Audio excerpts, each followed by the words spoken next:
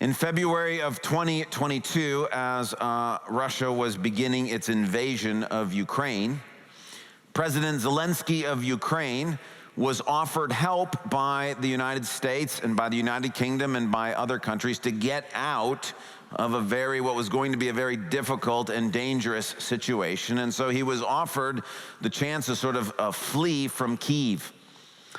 And President Zelensky responded, or at least it was reported he responded this way: "I don't need a ride, I need ammunition." And this sort of statement, this sort of request for help went out sort of around the world and really galvanized support for the nation of Ukraine and what they were going through. And Western countries and countries all around the world, many people heard that and said, yeah, we want to help, we want to come alongside. And that request, "I don't need a ride, I need ammunition," that really mobilized a lot of people to want to say, hey, look, let's join them in what they're doing. Let's see if we can help in any sort of way. Well, this morning we're talking about prayer and fasting, and we want to ask the question, how can we make requests of God in such a way that we are pleasing to Him, but also in such a way that we motivate and mobilize and encourage Him to act, to work, to come alongside? And so this morning we want to think about some instructions for you and I when it comes to prayer and to fasting. So let me invite you to take a Bible and turn to the book of Matthew chapter 6. If you didn't bring a Bible with you, that's no problem. There should be one that looks like this in the rack in front of you. And if you take that Bible and turn to page 787, 787, you will be in the Gospel of Matthew. And if you've not been in church before, if you've not opened up a Bible before, if this is pretty new to you, let me just tell you, you've come the right week, because the portion of the Bible that we're in, that we're studying together as a church, is the most famous, most memorized, most impactful sermon ever preached in human history. It's called the Sermon on the Mount, and it covers about 3 chapters in the Gospel of Matthew, and in it, Jesus is presenting teaching on a range of topics. And throughout the history of the world, Jesus' teaching in the Sermon on the Mount has had huge impact. And so you're here this morning on a special day because we're going to look at the passage that includes the most memorized portion of the Bible worldwide. It's a prayer that Jesus himself taught us to pray. It's the most well-known, most recited prayer anywhere. And the cool thing to me is all around the world today, people will be saying this very prayer that Jesus taught us to pray in every language on earth. And so this morning, we get to look at Jesus' instructions in prayer. I'm going to read for us in chapter 6 of Matthew, verses 5 through 18, as Jesus talks to us about prayer and fasting. Beginning in verse 5, "And when you pray, do not be like the hypocrites, for they love to pray standing in the synagogues and on the street corners to be seen by others. Truly, I tell you, they have received their reward in full. But when you pray, go into your room, close the door, and pray to your Father who is unseen. Then your Father who sees what is done in secret will reward you. And when you pray, do not keep on babbling like pagans, for they think they will be heard because of their many words. Do not be like them, for your Father knows what you need before you ask Him. This then is how you should pray." And would you be willing to read this prayer aloud with me as we go through it? "Our Father in heaven, hallowed be your name. Your kingdom come, your will be done on earth as it is in heaven.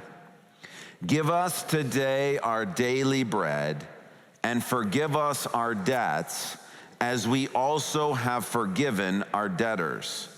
And lead us not into temptation, but deliver us from the evil one." Amen.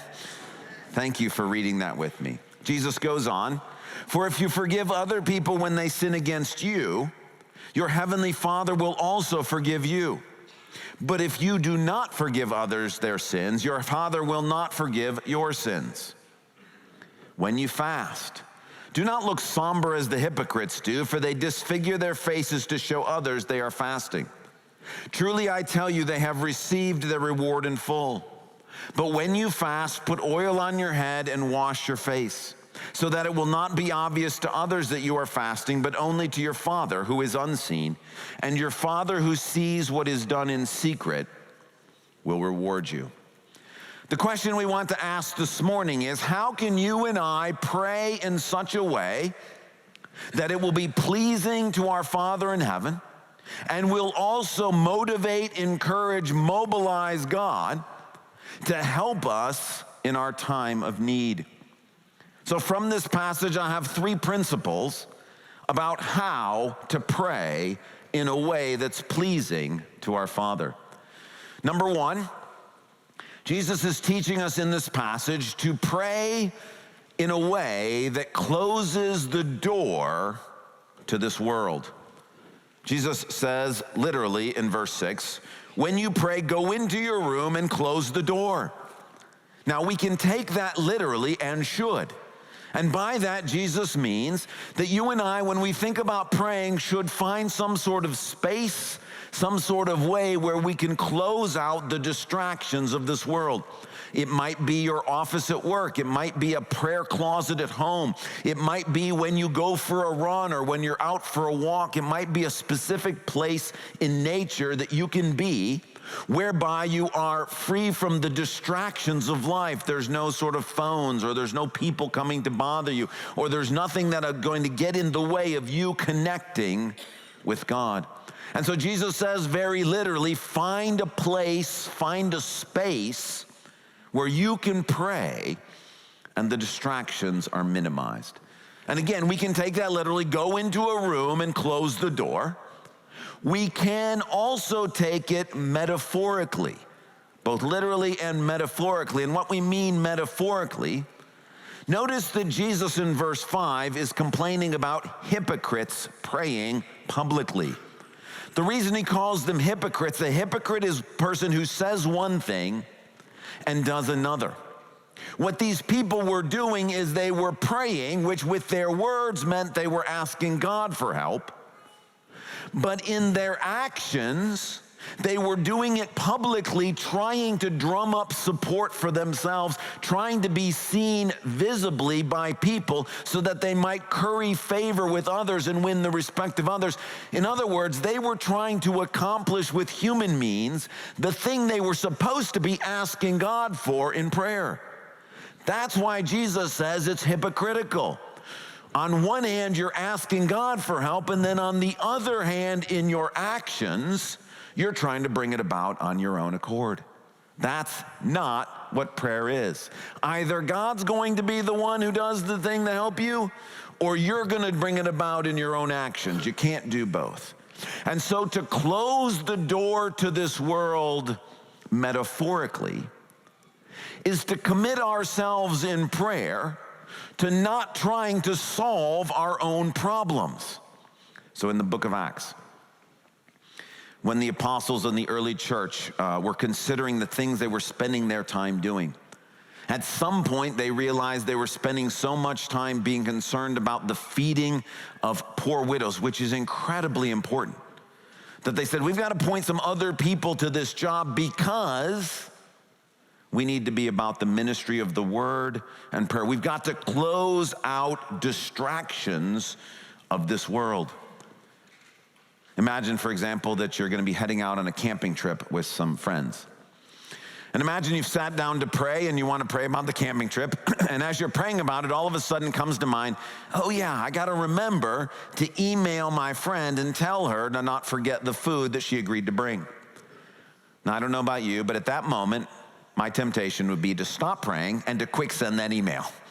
If I could just get this done, then I won't think about it anymore and it'll be taken care of. The problem is take this the right way, slightly hypocritical. Because on one hand, I'm praying that the camping trip goes well, but then on the other hand, I'm taking matters into my own control to try to make it happen on my own. Now, it may be that God brought up the idea of emailing your friend. Totally does that. An encouragement is just write it down. Remember to email about food and get back to prayer. Or even better yet, while you're praying, instead of stopping to send the email, pray that you'll remember to do it. Pray that when you send the email that it will be well received. Pray for your friend. Pray that the camping trip goes well, even if your friend forgets the food. The idea is we're closing the door to our abilities to make things happen. And we're coming to God to say, we need you to bless us. We need you to help us. So when Jesus says, close the door, we both think that's literal. Find a space where you're not going to be distracted, and also metaphorical. Either we're praying and asking God for help, or we're going to make it happen on our own. And the first principle is that if we want to pray in such a way that we're pleasing to God, that we exercise faith, and that God is encouraged to respond, we should close the door to this world in prayer. Second principle, pray in such a way that you open the door to heaven. Verses 7 and 8, Jesus says, when you pray, don't just kind of keep babbling about a whole bunch of stuff. And then in verse 8 he says, for your Father knows what you need before you ask him. Which of course raises the question, if God already knows what we need, why are we asking? Like if he already knows the needs that we have, why are we praying? Interestingly, in February of 2022, when President Zelensky of Ukraine said, I don't need a ride, I need ammunition, he was not actually communicating information that other countries or the West didn't have. In fact, it was U.S. intelligence and UK intelligence that was telling the leadership of Ukraine that Russia was planning on invading. Some other European countries said, well, we're not sure that's going to happen. But the U.S. already knew that they needed help. We already knew that there wasn't any way they were going to be able to withstand this invasion without help from outside. So when he says, I don't need a ride, I need ammunition, he's not communicating information. What he's communicating is desire. I need help, I want help. That's what Jesus is talking about here. When he says your Father already knows what you need, he's reminding us prayer is not about communicating information to God. Prayer is about communicating desire to God. It's about letting God know how badly you and I want something, how badly we need his help. Another way to think about it is later on in the Sermon on the Mount, Jesus will talk about prayer again because it's an incredibly important topic. And he will talk about ask, seek, and knock. That when you pray, we're knocking on the door of heaven. Well, one way to think about what Jesus is saying here is if you imagine yourself knocking on the door of heaven and you heard a divine voice on the other side of the door, the voice is not going to ask you, who is it? God already knows who it is. The voice on the other side of the door is also not going to ask you, what do you need? Because Jesus is telling us God already knows what we need. When that door opens, what Jesus is going to ask you is, what do you want? What is it that you want for me to do for you? In the Old Testament, there's a story about a man named Jacob who wrestles with God in prayer. And in both his words and his actions, he is saying to God, I will not let you go until you bless me. This is not about information. God already knows that Jacob needs to be blessed. It's about desire. How badly do you want me to bless you? This is why when we talk about prayer, we talk about being persistent in prayer. We talk about beseeching God in prayer, imploring God in prayer, begging God in prayer, asking God in prayer, seeking God in prayer. We don't talk about instructing God in prayer or communicating things to God that he doesn't know in prayer. How do you pray in such a way that it is pleasing to the Lord? We open the door to heaven, and when we communicate to God the depths of our desire for him to get involved, it's an exercise of faith. And when you and I exercise faith, that is pleasing to the Lord, and he's able to come into the situation. And so number 2, pray in such a way that you open the door to heaven. Prayer is not about communicating information to God. He already knows it. Prayer is about communicating desire to God. How badly do we want God to come into this situation? Third principle. Pray in such a way that you bring yourself, others, and God into the action. Now, we read the Lord's Prayer together in verses 9 through 13, but our passage didn't end there. I thanked you for reading it with me, and then went on because Jesus wasn't done at the end of verse 13. In fact, he goes on to say, "For if you forgive other people when they sin against you, your heavenly Father will also forgive you." And the question is, what's Jesus doing here? Like, why is he talking about forgiveness at this point?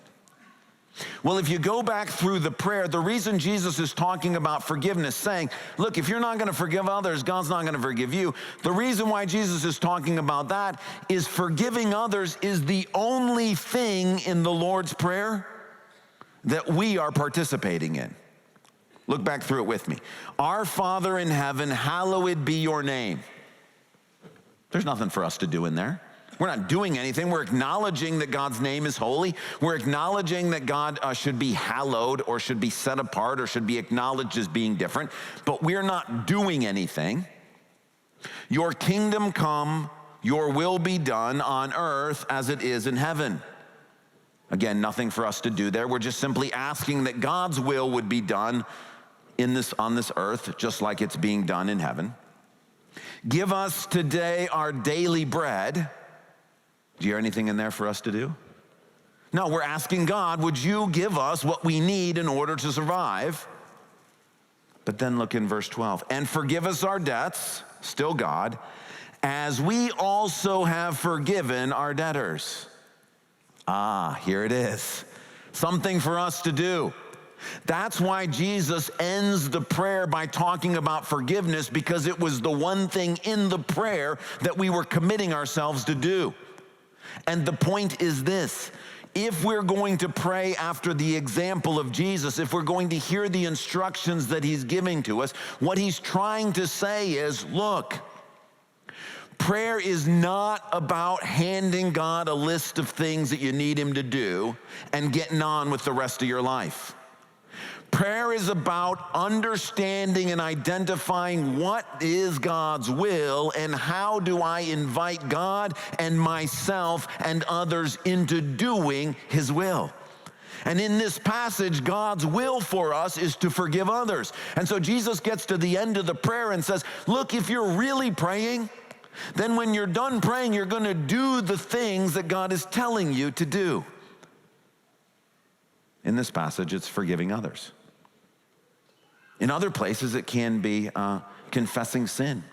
It can be choosing to love neighbor. It can be saying the thing that God gives you to say. And the idea is that prayer that is pleasing to God is prayer in which we commit ourselves to doing whatever it is God gives us to do, that we're united together in this. Again, using the example of the request that came from President Zelensky. When he says, I don't need a ride, I need ammunition, he's both communicating that he needs help, but also that he's ready to play his role. Like, give me the things that we were going to do what is necessary to be done in order for this to happen. It's a communication, not just of here's a list of things that I need, but we stand ready to do whatever is necessary to make this happen. This is what Jesus is saying in this passage, is when you and I pray, our response is not, okay, God, you get busy with that. I'm going to be busy doing these things. Our response is, here we are, Lord, we need help. Whatever it is you tell us to do, we're ready to do. And I keep saying we because my point here says bring yourself, others, and God into the action. And that's just an acknowledgement that in this most famous of prayers, all of the first person pronouns are plural. It's not my Father in heaven, it's our Father in heaven. It's not give me my daily bread, it's give us our daily bread. And this is a recognition and an acknowledgement that when we pray, we're not just handing a list to God. We're inviting Him, others. When you ask people to pray for you, we are uniting together to all see God's will done on earth as it is in heaven. And so if you and I want to pray in such a way that is pleasing to the Lord and that He responds, then we commit ourselves to obeying whatever it is God tells us to do. Even if He tells us to do nothing for this season, we're going to obey. Here I am, Lord. I've come to do your will. All right, so what do we do with this? Hopefully this is helpful teaching about what Jesus is saying about prayer, but how do we put this into action? Remember, at the end of this sermon, Jesus says, if you hear these words and do them, then you will have a rock solid life. So how do we put these into practice? Well, one of the great things about Jesus as a teacher is He's built the application right into the teaching. And the application for this passage on prayer is in the section on fasting. And one of the reasons why the section on fasting follows the section on prayer is because fasting is a way that you and I can put into practice this very thing that Jesus is teaching us. So before I explain that, let me just make sure we're all on the same page when we think about fasting. What I'm talking about when I talk about fasting is what I think the Bible is referring to here, is the idea that you and I at times willingly give up stuff that it would be great for us to have in order to focus on prayer. So the most common thing to fast from is food, but there are other things in the Bible to fast from. It says that if you're married, that as a married couple, you can fast from sex for a season in order to focus on prayer. You can fast from Netflix, you could fast from social media, you could fast from sleep, you could fast from going out on Friday nights. Anything that would be good, that's a blessing from the Lord, you can choose to fast from in order to engage more fully in prayer. And so watch how this works. 3 things to pray in such a way that is a blessing to God. The first was closing the door to this world. When you and I choose to fast from something, we're saying no to something this world has to offer. It might be social media, it might be food, it might be some time spent out doing some things. We are choosing not to do those things so that we can spend time in prayer. Likewise, if you choose to fast from food, one of the things you will experience is you will start feeling physically weaker during that time. Your body's gonna be hungry. It's used to eating. That's actually a reminder from God in that physical weakness that we can't do the thing we're asking God to do. And fasting itself helps remind us, don't take matters into your own hands. You're not going to be able to do this. You won't have the energy. You won't have the strength. You won't have the power. So fasting helps us close the door to this world. Fasting also helps us open the door to heaven. Because what fasting is a communication to God. I would rather have you answer this than to have a meal today. I would rather have you answer this than spend this time on social media. I would rather have you, God, help me in this area than text my friends. This is why I say, perhaps if you're a couple here and you've got a big decision coming up, You may want to do what 1 Corinthians 7 says, which is to take a break from your sexual relationship for a season so that you might commit yourself. And what you're saying to God is, God, we desperately want you to give us an answer. We want you to guide us and to lead us. And so fasting opens the door to heaven because it expresses and puts into actions our desire. And then thirdly, when we fast, we are committing ourselves to obey God. Notice what verse 16 says. When you fast. What does it not say? If you fast. This is a command from God, when you fast.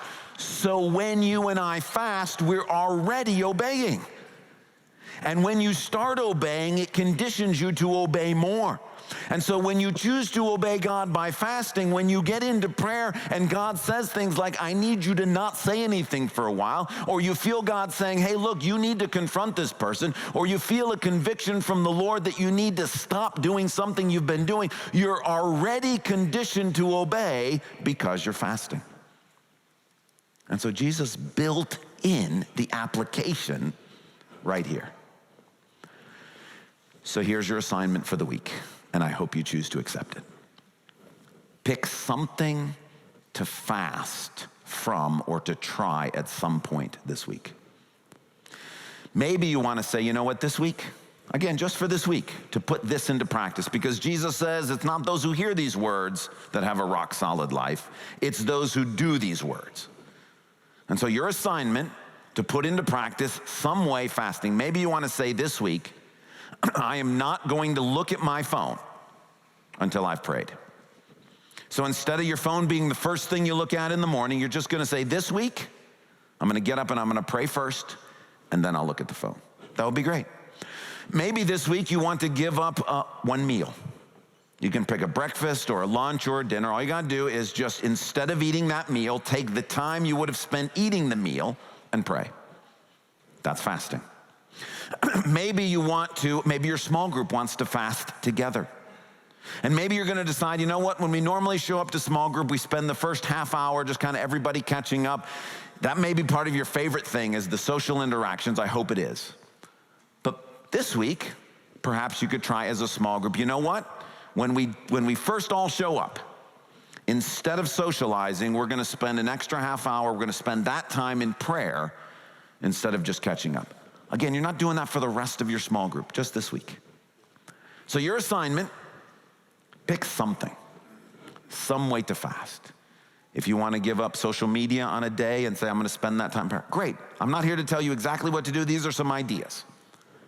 But if you do this, it will automatically help you start to close the door to this world, open the door to heaven, and commit yourself to uniting with God in obedience to see his will done on this earth rather than ours.